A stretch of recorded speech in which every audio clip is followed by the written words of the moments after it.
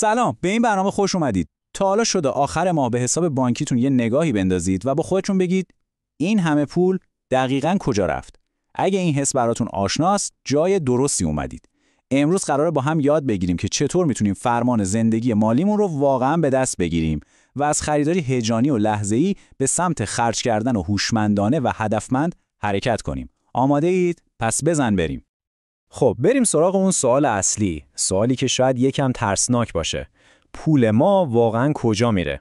هممون این حس رو تجربه کردیم نه؟ انگار حقوقمون رو تازه گرفتیم ولی چشم به هم میزنیم و میبینیم بیشترش غیب شده. انگار پولمون بال در آورده و پرواز کرده. این یه مشکل خیلی رایجه ولی خبر خوب اینه که راه حل‌های خیلی ساده‌ای داره. سوال اصلی دقیقاً همینه. اصلا چرا اینجوری میشه؟ چرا با اینکه شاید کلی هم برنامه ریزی میکنیم بازم آخر ماه لنگ میمونیم؟ انگار یه جور نیروی نامرئی وجود داره که تمام نقشای ما رو به هم میریزه. اون نیرو واقعاً چیه؟ و جواب خب شاید یکم غافلگیرتون کنه. مشکل اصلی محاسبات ما نیست، مشکل احساسات ماست. بخش خیلی بزرگی از خریدای ما نه از روی یه نیاز واقعی، بلکه به خاطر یه هیجان لحظه‌ای، یه تخفیف وسوسه انگیز یا یه تبلیغ هوشمندانه اتفاق میفته. حقیقت اینی که ما اغلب با قلبمون خرید میکنیم، نه با ماشین حساب. خب، حالا که فهمیدیم مشکل اصلی احساساته، پس چیکار کنیم؟ باهاشون بجنگیم؟ نه اصلاً. راه حل یه تغییر دیدگاه هوشمندانه است. باید نگاهمون رو به خود پول و خرج کردن عوض کنیم و از خودمون بپرسیم ارزش واقعی یعنی چی؟ این تعریف یعنی همه چیز.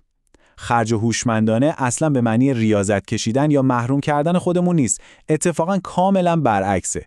به معنی آگاه بودنه، یعنی هر تومانی که از جیب ما بیرون میره باید یه جورایی شناسنامه داشته باشه.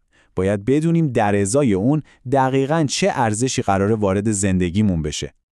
خب حرف زدنش آسونه، ولی چطور میتونیم این آگاهی رو درست همون لحظه حساس خرید به کار بگیریم؟ خوشبختانه یه ابزار تصمیمگیری خیلی ساده ولی فوق‌العاده قدرتمند وجود داره. 3 سوال طلایی که مثل یه فیلتر عمل میکنن و جلوی اکثر خریدهای بیدلیل رو میگیرن. میدونید قشنگیش به همین سادگیشه. قبل از اینکه کارت بکشید فقط یه لحظه مکث کنید و این 3 سوال رو از خودتون بپرسید. اول، آیا من واقعاً به این نیاز دارم؟ دوم، آیا این خرید کیفیت زندگی من رو به شکل معناداری بهتر میکنه؟ و سوال سوم که خیلی کلیدیه، اگه این پول رو خرج نکنم چه فرصت بهتری براش وجود داره؟ یعنی میتونم پس اندازش کنم یا جای سرمایه گذاریش کنم که ارزش بیشتری برام بسازه؟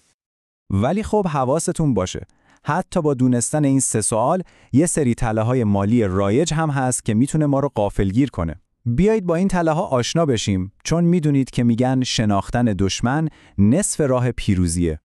این 4 مورد واقعاً قاتل‌های خاموش بودجه ما هستن. اولی، هزینه‌های کوچیک. همون قهوه‌های روزانه‌ای که میگیم چیزی نیست ولی آخر ماه که جمع میشه یا میبینیم ای داد بیداد. دومی، تله تخفیف. یعنی چیزی رو میخریم فقط چون حیف از دست بره، نه چون واقعاً لازمش داریم. سومی، مقایسه اجتماعی. یعنی خرید میکنیم تا از بقیه کم نیاریم. و چهارمی که از همه خطرناکتره، خرج کردن بیشتر از درآمد که سریعترین جاده به سمت بدهی و استرس مالیه. خب حالا که دشمن رو شناختیم، وقتشه که سپرمون رو هم بسازیم. چطوری؟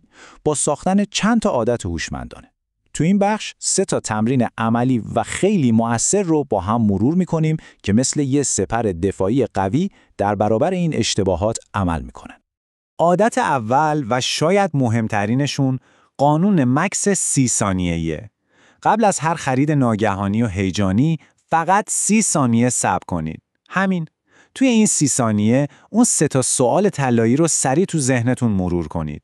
این مکس کوتاه مثل یه زنگ خطر عمل میکنه و به بخش منطقی مغزتون فرصت میده تا کنترل اوضاع رو به دست بگیره. قانون دوم مخصوصا برای شکست دادن تله تخفیف‌آلیه، قانون 24 ساعت. هر وقت یه کالای وسوسه انگیز دیدید، به خصوص اگه تخفیف خورده بود، به خودتون قول بدید که 24 ساعت صبر میکنید. بهتون قول میدم توی بیشتر موارد فردای اون روز دیگه اون هیجان اولیه وجود نداره و حتی خوشحال میشید که اون خرید رو انجام ندادید. و اما میرسیم به عادت سوم، این یکی یه تکنیک ذهنیه که واقعاً دیدتون رو عوض میکنه. به خصوص برای خریدهای بزرگ. ما بهش میگیم ترازوی طلا. این روش کمک میکنه ارزش واقعی پولی که داریم خرج میکنیم رو با تمام وجود حس کنیم. بیایید با یه مثال ببینیم چطور کار میکنه. فرض کنید میخواید یه جفت کفش نو به قیمت $200 بخرید. خب، حالا قیمت روز طلا رو چک کنید. این مبلغ تقریباً معادل 2.8 گرم طلاست. حالا این سوال رو از خودتون بپرسید. اگه الان 2.8 گرم طلای واقعی توی دستم بود، آیا حاضر بودم اون رو بدم و این کفش رو بگیرم؟ این سوال ناگهان ارزش واقعی پول رو مثل یه پتک توی سرمون میکوبه. و بالاخره میرسیم به مهمترین بخش ماجرا، یه تغییر دیدگاه اساسی. خیلی‌ها فکر میکنن مدیریت مالی یعنی محدودیت، یعنی از خوشیات بزنی. اما پیام اصلی ما اینه که این باور 180 درجه اشتباهه. مدیریت پول محدودیت نیست، بلکه خود آزادیه. این جمله رو واقعاً باید قاب گرفت و زد به دیوار. وقتی شما روی پولتون کنترل دارید، در واقع دارید با ارزش‌ترین دارایی دنیا رو برای خودتون می‌خرید. آرامش خیال. شما دارید آزادی می‌خرید. آزادی از استرس دائمی، از غافلگیری‌های بد و از اون نگرانی‌های مالی که روح آدم رو خسته می‌کنه. پس یادتون نره هیچ کس مدیر مالی به دنیا نیومده. خرج هوشمندانه استعداد ذاتی نیست، یه مهارته. چیزیه که باید یادش گرفت و تمرینش کرد. با تمرین همین قدم‌های کوچیک مثل همون مکس 30 ثانیه‌ای شما هم میتونید این مهارت رو در خودتون پرورش بدید تا کم کم به یه عادت قدرتمند و ناخودآگاه تبدیل بشه. و در پایان میخوام این چالش رو برای شما باقی بذارم. از همین امروز قبل از هر خریدی که میکنید این سوال رو مثل یه رمز گوشه ذهنتون داشته باشید. این خرید واقعاً چه ارزشی قراره به زندگی من اضافه کنه؟ جواب دادن به همین یک سوال اولین و مهمترین قدم برای ساختن یک آینده مالی آزاد و آگاهانه است.